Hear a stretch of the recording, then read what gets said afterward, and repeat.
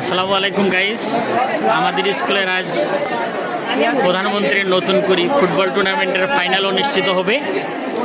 আজ দেখেন আমাদের স্কুলের যে বিপিএড টিচার, সে আপনাদের সম্পর্কে কিছু বলবে এবং খেলা সম্পর্কে কিছু বলবে। গ্রীষ্মকালীন ফুটবল খেলার আয়োজিত আমাদের প্রধান শিক্ষকের অনুসরণ করছি। আমি শারীরিক শিক্ষক আব্দুর রহমান মিয়া। আমাদের লাই সাহেবের শিক্ষার্থীবৃন্দ আজকে খেলা আয়োজিত। আজকে আমাদের খেলার ফাইনাল খেলা আজকে আমাদের সমাপ্তিত হবে।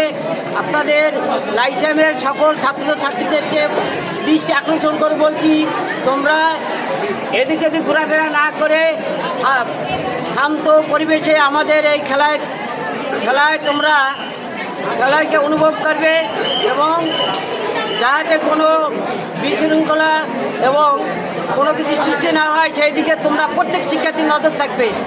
এটি আমাদের শিক্ষক আমাদের স্যার কিছু বলেন, স্যার কিছু বলেন। আমাদের শ্রদ্ধেয় সিনিয়র শিক্ষক আহসান হাবিব স্যার কিছু বলবেন। আপনারা সবাই এখন আমাদের প্রধানমন্ত্রী ওয়ার্ল্ড কাপ টুর্নামেন্টেরকে সামনে রেখে আমাদের এই লাইসিয়াম উচ্চ বিদ্যালয় কর্তৃক আয়োজিত আন্তঃ স্কুল ফুটবল টুর্নামেন্টের আজকের ফাইনাল খেলা অনুষ্ঠিত হচ্ছে। এখানে নবম শ্রেণী বনাম দশম শ্রেণী আজকে ফাইনাল খেলায় অংশগ্রহণ করছে।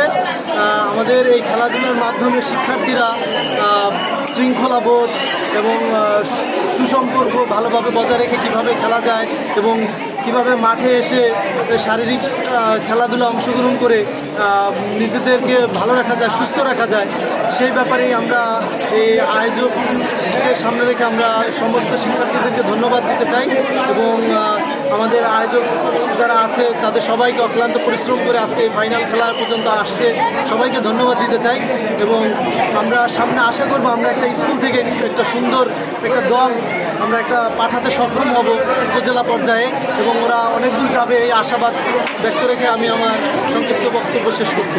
থ্যাংক ইউ, ধন্যবাদ আহসান হাবিব স্যারকে।